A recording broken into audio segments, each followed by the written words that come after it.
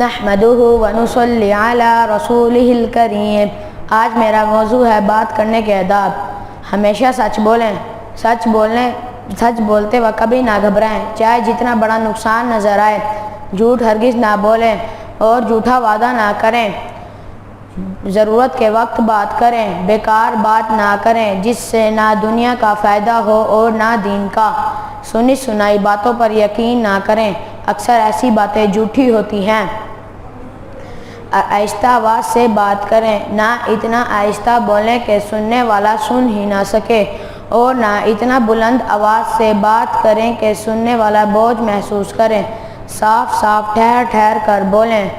اگر آپ کو کوئی نامناسب بات کہہ دے تو اسے دل سے معاف کر دیں، اور دوغلی بات نہ کریں، یعنی ایک کے سامنے اس کے مطلب کی بات اور دوسرے کے سامنے اس کے مطلب کی بات نہ کریں۔ کسی کی چغلی نہ کریں اور نہ کسی کی چغلی سنیں۔ ایسا مذاق نہ کریں جس سے کسی کا دل دکھے۔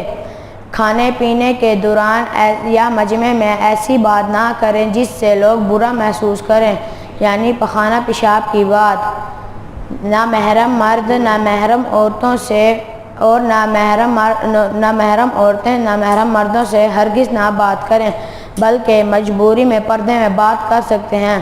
وآخر دعوانا ان الحمد للہ رب العالمین۔